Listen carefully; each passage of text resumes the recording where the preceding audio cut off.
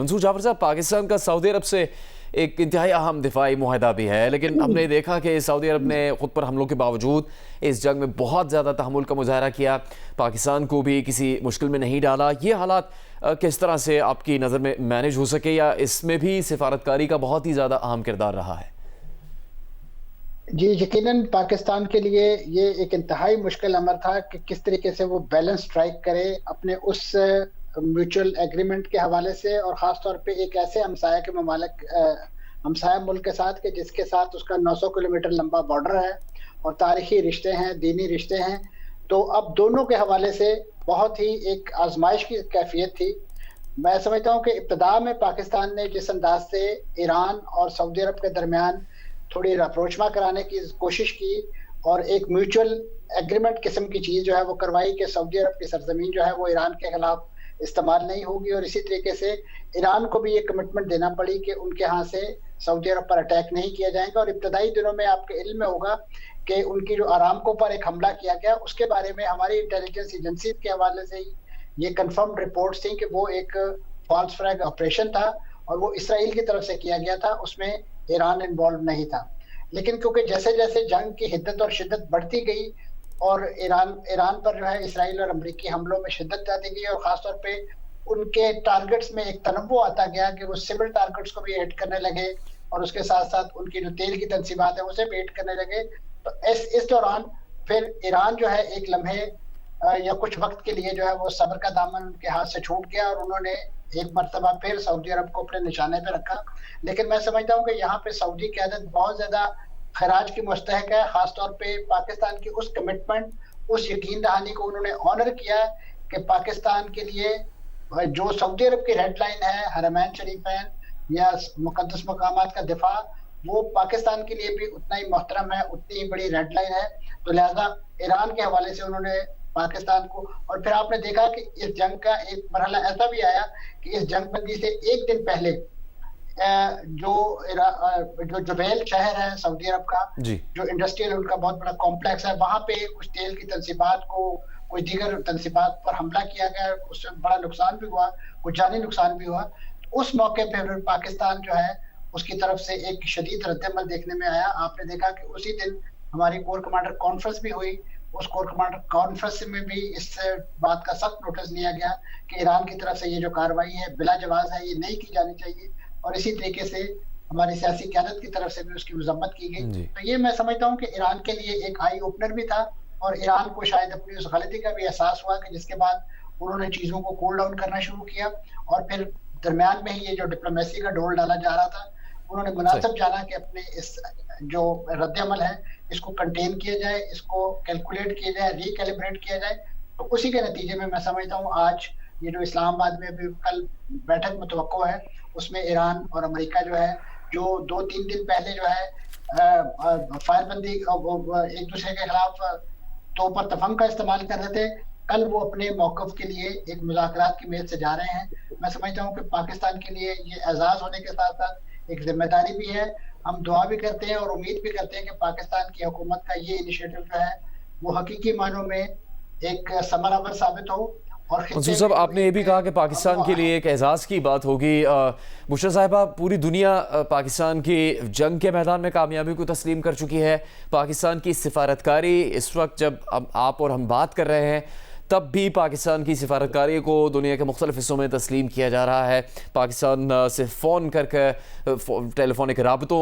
کے ذریعے سے پاکستان کو پیغام پہنچایا جا رہا ہے کہ پاکستان کی سفارتکاری کی کوششوں کو کس قدر سراہا جاتا ہے۔ پاکستان کو جو اب سفارتی ایج حاصل ہوا، اسے پاکستان مستقبل میں کیسے استعمال کر سکتا ہے؟ دیگر ملکوں سے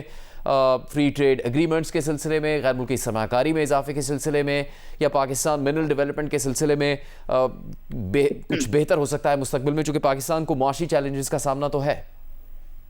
بالکل، ڈیفینیٹلی یو سی جس طرح over a period of time Pakistan نے پروف کیا ہے from becoming a net security provider to a net stability provider, اور یہ جو اب ہماری نیو فاؤنڈ ریپوٹیشن ہے، definitely Pakistan economy will reap the rewards as well. یہ آنے والے دنوں میں انشاءاللہ after these talks and this whole scenario subsides تو ڈیفینیٹلی یہ آپ دیکھیں گے کہ یہ آپ کے آئی ایم ایف کے لونز کے اندر بھی اگر آپ بات کرتے ہیں یا آپ کے اندر انویسٹمنٹ کی, بیکاز یو سی نا Pakistan is being seen in a different light all together.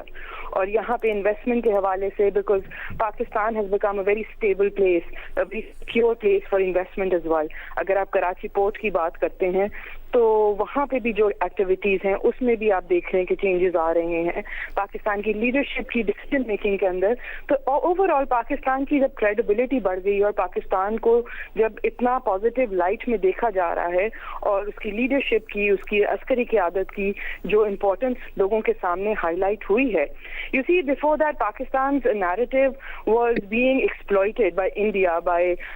let's say, Balochistan even for that matter. اور یہاں پہ سیکیورٹی ایشوز تھے, یہاں پہ اس کو ہماری جو پورا امیج بلڈنگ تھی اس کے اوپر بہت سارے کوشچن مارکس تھے.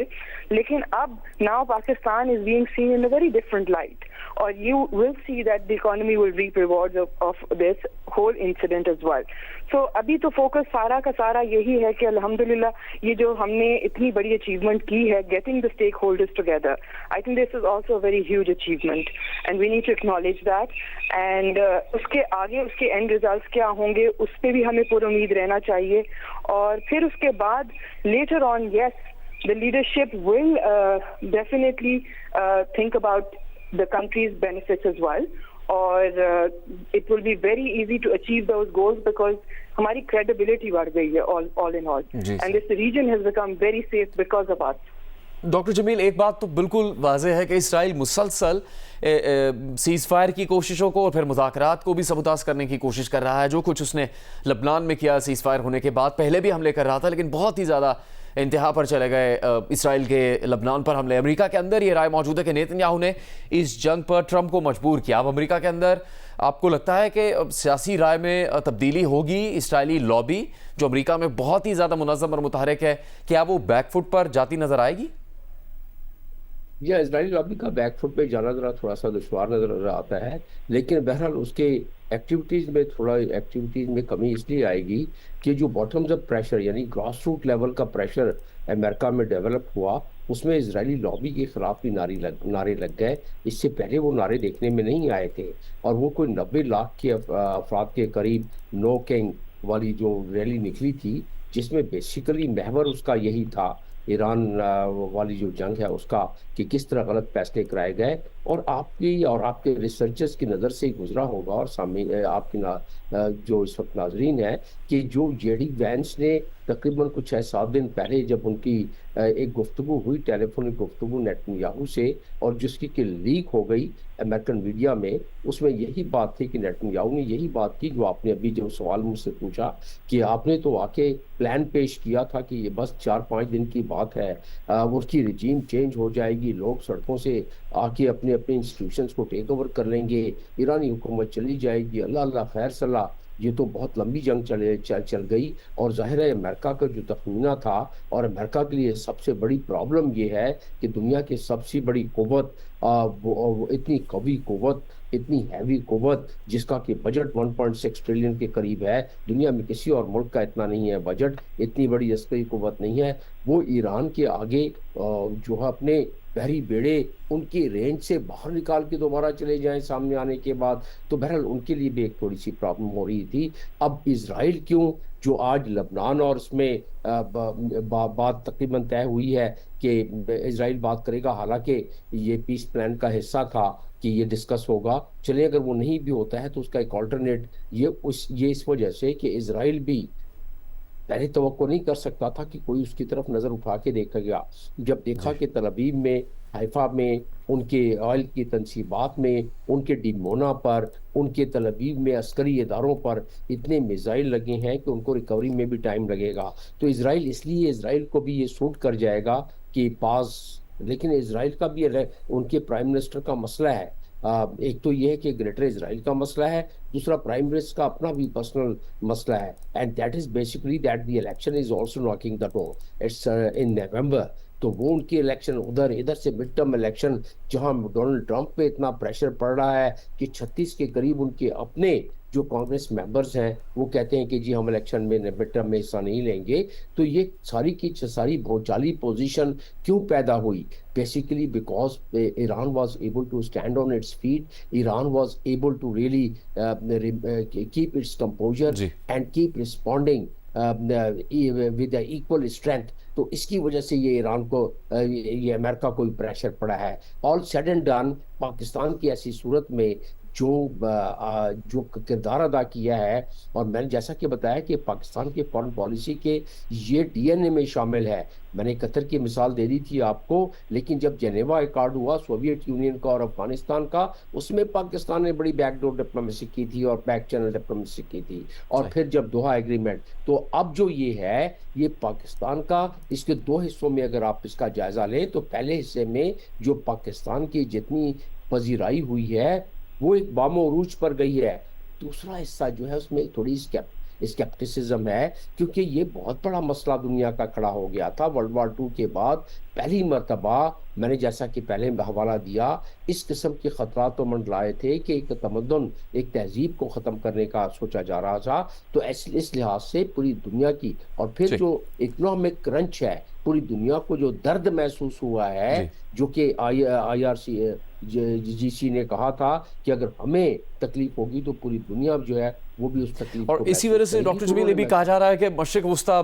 پہلے سے مختلف ہوگا.